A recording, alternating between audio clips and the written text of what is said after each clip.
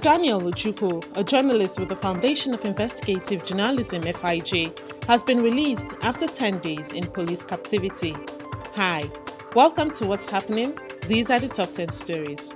At number 1, Prince Harry and Meghan Markle have arrived in Nigeria to promote the Invictus Game, a sports initiative for wounded and sick service veterans.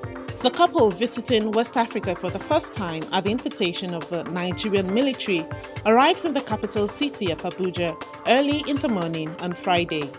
Their visit is expected to boost morale and well-being among Nigerian soldiers engaged in the 14-year conflict against Islamic extremists.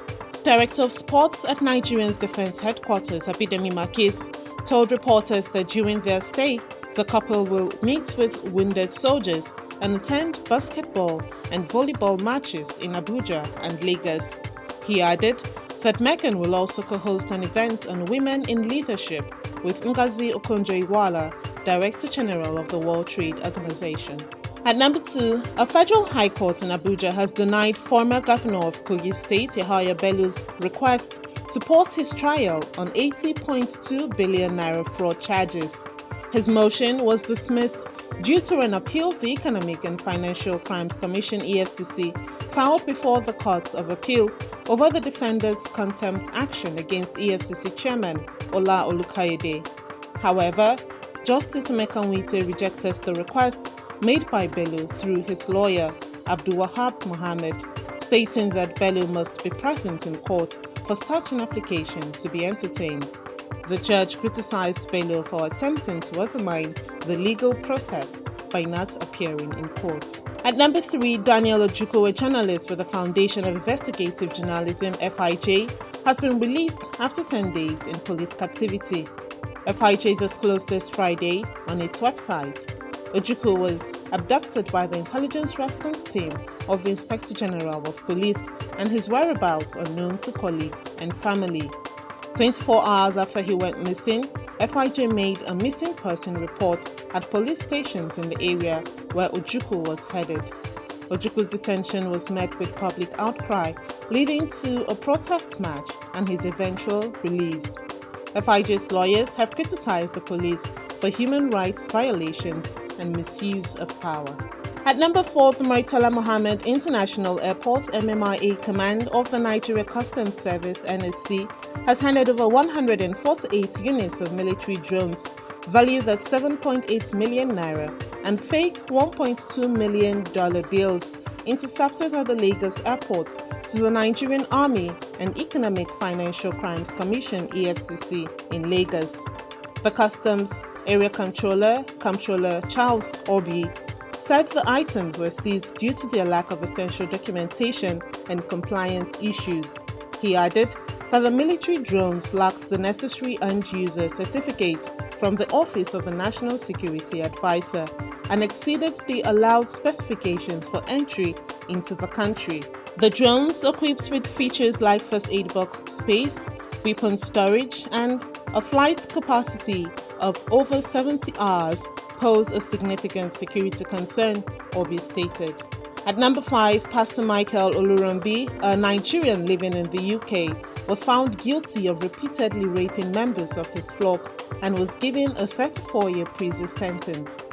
The 60-year-old was found guilty of abusing adults and children by raping 6 women and 1 guy over a 20-year span. It further stated that Juliana, his wife, had also been found guilty of encouraging rape and given an 11-year prison term. A jury was informed during the Birmingham Crown Court trial that he had sexually assaulted his victims on at least 88 different occasions. He was convicted of 15 counts of rape, 7 counts of indecent assault, and 2 counts of sexual assault. Oluronbi, who founded a splinter group from a Nigerian church in Birmingham, used spiritual bath as a guise to abuse his victims, some of whom became pregnant multiple times and were taken to abortion clinics by Oluronbi.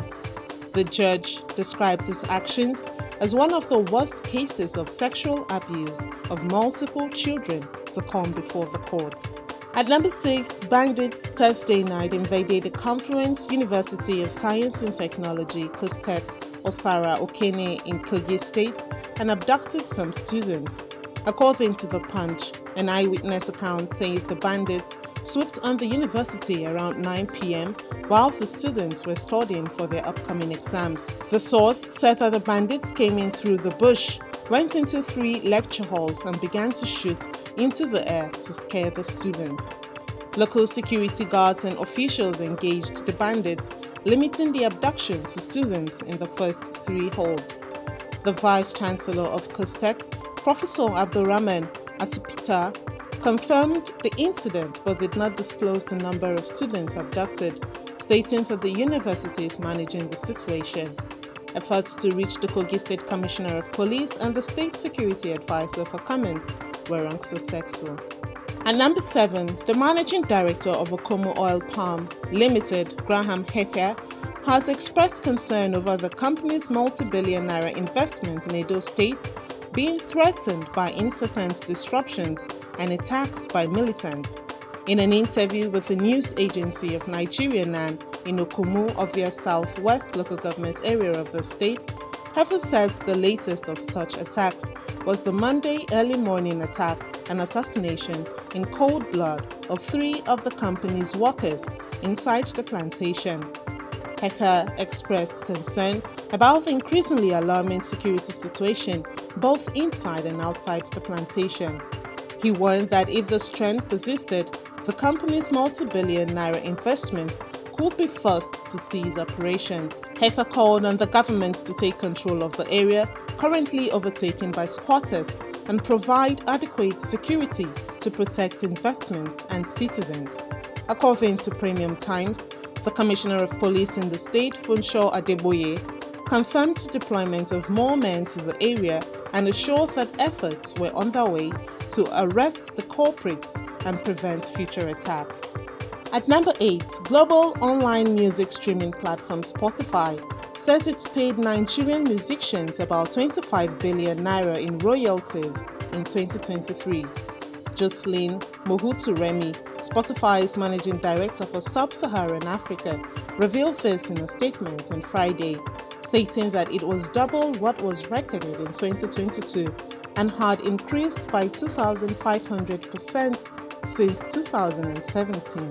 She said their recently launched annual report, Loud and Clear, was meant to increase transparency in the music industry by sharing data on Spotify's royalty payments and breaking down the global streaming economy, the players, and the process.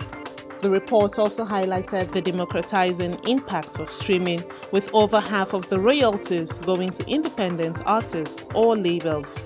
While Afrobeats remains popular, the report revealed a genre revolution in Nigeria's music scene, with increased popularity across local genres, highlife, Igbo pop, and Fuji. At number 9, Everton Football Club has withdrawn its appeal against the 2-point deduction imposed for breaching Premier League financial rules.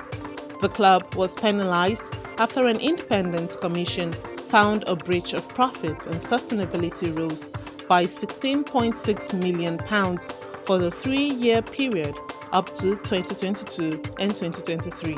Despite securing Premier League survival, Everton's financial situation will lead to player sales this summer, according to Director of Football Kevin Thelwell, who also mentioned plans to utilize the loan market to strengthen the squad.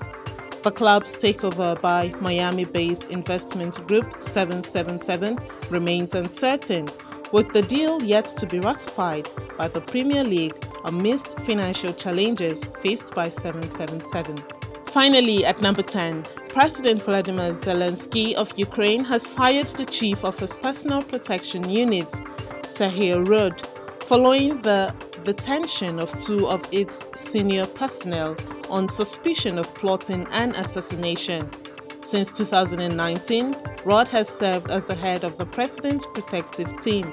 His removal, which was made public in a quick presidential decree, was revealed without explanation, according to BBC News.